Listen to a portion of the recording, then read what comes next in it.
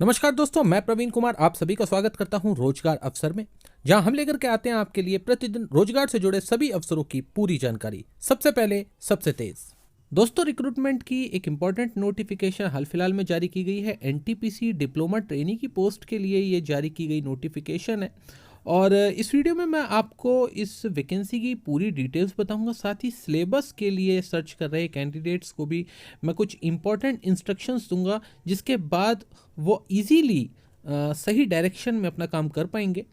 इसके लिए सबसे पहले मैं आपको बता दूं कि ऑर्गेनाइजेशन की बात की जाए तो national thermal power corporation limited की तरफ से नोटिफिकेशन है डिप्लोमा ट्रेनी की पोस्ट के लिए। टोटल 70 वैकेंसीज हैं दोस्तों, और डिप्लोमा में अगर कम से कम आपके 70% मार्क्स हैं तो आप इसके लिए अप्लाई कर सकते हैं। ये कंडीशन सिर्फ जनरल कैंडिडेट्स के लिए है। अगर आप किसी कैटेगरी से बिलोंग करते हैं, फॉर एग्जांपल एससी या फिर एसटी, तो फिर आपके लिए ये परसेंटेज का क्राइटेरिया नहीं रखा गया है।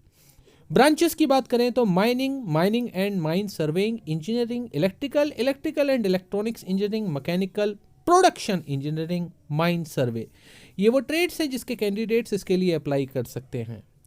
जॉब लोकेशन की बात कर लेते हैं तो इसमें झारखंड, उड़ीसा और छत्तीसगढ़ जॉब लोकेशन रहने वाली है। शुरुआती तौर पर 24,000 रुपये की यहाँ पर सैलरी दी जा रही है और बाद में जब ट्रेनिंग कंप्लीट हो जाएगी तो 2,400 रुपये के साथ 24,000 रुपये के साथ आपको TADA, HRA, CCA जितने भी अलाउंसेज हैं वो एड ऑन हो जाएंगे। शुरुआत में ट्रेनिंग पीरियड के दौरान कंसोलिडेटेड अमाउंट 24,000 रुपये आपको दिया जाएगा। एज लिमिट की बात की जाए तो 25 साल यहाँ पर एज लिमिट रखी गई है जनरल कैंडिडेट्स के लिए। यहाँ पर भी कैटेगरी वाइज एज में रिलैक्सेशन आपको देखने को मिल जाएंगे। दोस्तों, सिलेक्शन मेथड पर विशेष ध्यान देने की ज़रूरत है। 2 स्टेज में ये सिलेक्शन की जानी है। रिटर्न एग्जाम 2 स्टेज में कंडक्ट किया जाएगा। सबसे पहला स्टेज 1 है जहाँ पर एप्टीट्यूड टेस्ट आपको देखने को मिलेगा, जिसमें 120 क्वेश्चंस होंगे, 122 क्वेश्चंस होंगे, जो कि 2 घंटे यानी कि पर क्वेश्चन आपको 1 मिनट का समय मिलने वाला है। 1/4 नेगेटिव मार्किंग यहाँ पर रखी गई है। मिनिमम स्कोरिंग जनरल कैंडिडेट्स के लिए 40% रखी गई है और बाकी कैटेगरीज के लिए 30% रखी गई है। ये थ्रेशोल्ड क्राइटेरिया है जो कि सभी कैंडिडेट्स को जिससे होकर के गुजरना होगा। स्टेज 2 टेक्निकल टेस्ट है, जिसमें कि टेक्निकल क्वेश्चंस पूछे जाएंगे। यहाँ पर भी 120 ही क्वेश्चंस होंगे, 2 घंटे का वक्त दिया जाएगा। 1/4 की नेगेटिव मार्किंग रखी जाएगी। ये तो बात हुई दोस्तों सिलेक्शन मेथड की। अब मैं आपको बताता हूँ सिलेबस के लिए इम्पॉर्टेंट चीज़। देखिए, जब आप ऑफिशियल वेबसाइट पर जाते हैं तो आपको वहाँ पर सिलेबस से रिलेटेड कुछ भी अपडेटेड इन्फॉर्मेशन नहीं मिलती है। इसके बाद आप अगर गूगल पे सर्च करेंगे तो आपको कोई भी एग्जैक्ट इन्फॉर्मेशन नहीं मिलेगी। तो इस सिचुएशन में आप सभी डिप्लोमा होल्डर्स को क्या करना है कि आपको नेशनल इंस्टीट्यूट ऑफ टेक्नोलॉजी के यानी कि NITs का सिलेबस उठाना है, कंसर्न यानी कि अपनी ब्रांच के अकॉर्डिंग। फॉर एग्जाम्पल, अगर आप मैकेनिकल इंजीनियरिंग से हैं और उसके थ्रू इसमें अप्लाई करने वाले हैं तो आपको मैकेनिकल इंजीनियरिंग का डिप्लोमा का NIT का सिलेबस खोलना होगा, जो कि स्टैंडर्ड सिलेबस होता है। सभी NITs का सिलेबस सेम होता है। उसके अकॉर्डिंग आप प्रिपरेशन करेंगे और एट द सेम टाइम आपको प्रीवियस ईयर के पेपर्स भी अपने साथ रखने हैं ताकि आप अपनी तैयारियों को सही दिशा दे पाएं। जो गूगल पर आपको सिलेबस अलग अलग प्लेटफॉर्म्स पर मिलेगा वो मैंने भी देखा है, वो बिल्कुल भी ट्रस्ट वर्दी नहीं है। आप उस पर ट्रस्ट नहीं कर सकते हैं। वो मैनुअली क्रिएटेड किए गए सिलेबस हैं जिसका वास्तविकता से कोई खास लेना देना नहीं है। मैं ये नहीं कहता कि वो टोटली बिल्कुल दिशा से हटे हुए हैं, अलग हैं, नहीं, उसी दिशा में है, उसी डायरेक्शन में है, लेकिन वो एक प्रोटोकॉल को फॉलो करके सिलेबस नहीं बनाया गया है।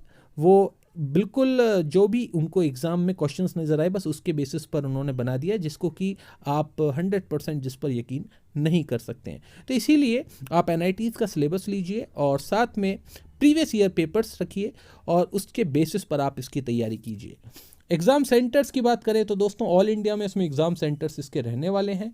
जॉब नेचर इसमें ये परमानेंट जॉब है। शुरुआत में ट्रेनिंग पीरियड ज़रूर है, लेकिन ट्रेनिंग पीरियड कंप्लीट करने के बाद ये एक परमानेंट सेंट्रल गवर्नमेंट जॉब बन जाती है।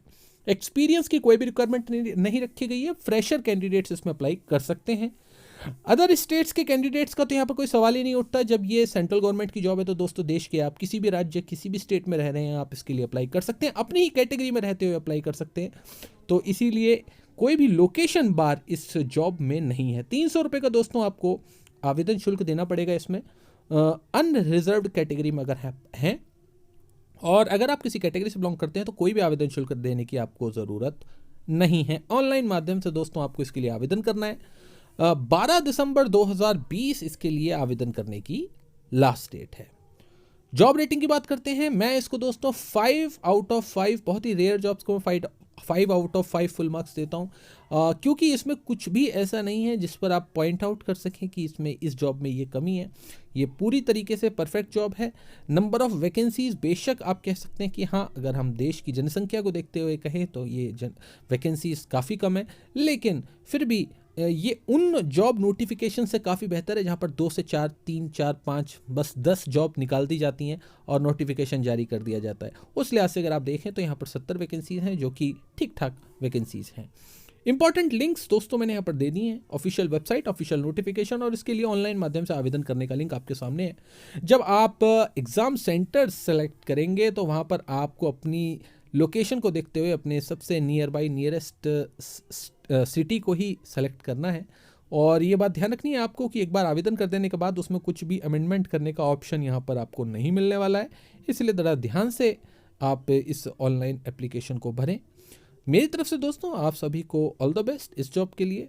कल इसी समय हम दोबारा हाजिर होंगे किसी नई जॉब रिक्रूटमेंट नोटिफिकेशन के साथ। दोस्तों अगर आपको वीडियो पसंद आई हो तो प्लीज़ इस वीडियो को लाइक ज़रूर कीजिएगा। मेरी तरफ से आप सभी को ऑल द बेस्ट।